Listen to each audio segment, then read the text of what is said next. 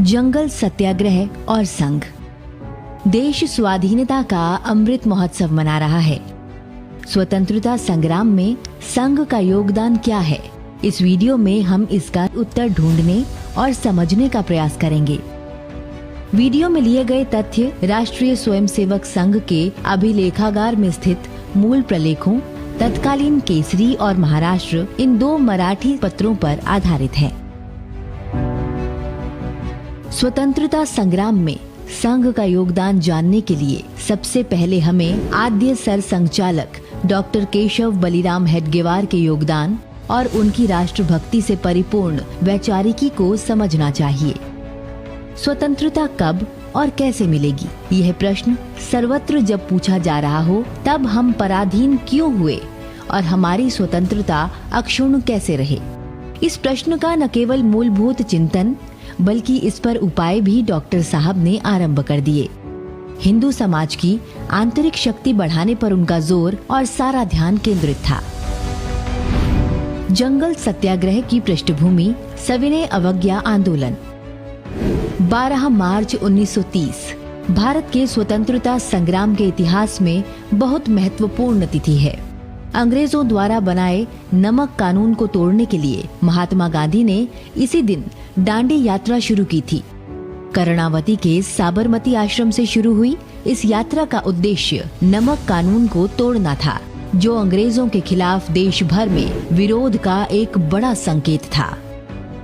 24 दिनों में 241 मील की दूरी तय करते हुए गांधी जी और उनके साथ 79 सत्याग्रहियों ने 6 अप्रैल 1930 को दांडी के समुद्र किनारे पर चुटकी भर नमक उठाकर नमक कानून की अवज्ञा की।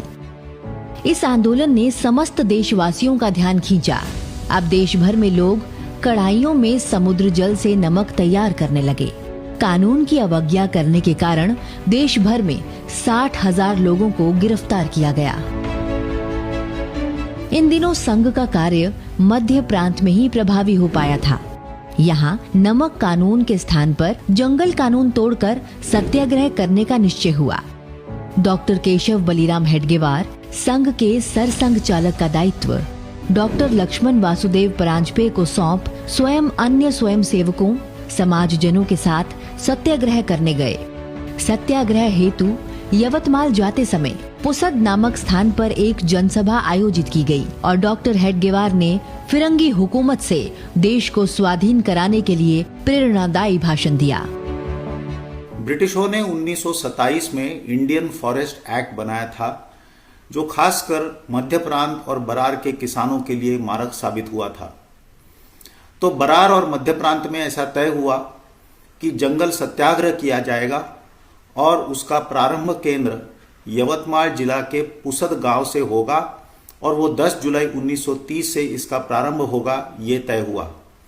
इसके पहले ही संघ के संस्थापक डॉक्टर हेडगेवार ने ये निश्चित किया था कि मैं इस जंगल सत्याग्रह में भाग लेने जाऊंगा।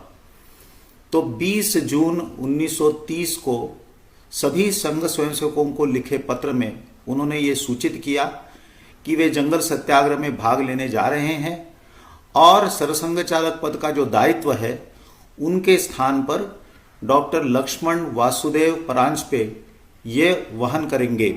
जंगल सत्याग्रह के चलते ही डॉक्टर हेडगेवार को 9 मास का सश्रम कारावास भी हुआ। यह जानना और समझना आवश्यक है कि देश को स्वतंत्रता किसी एक दल, एक परिवार, एक व्यक्ति, एक समुदाय विशेष के प्रयासों से नहीं बल्कि समूचे देशवासियों के संयुक्त प्रयासों से मिली है।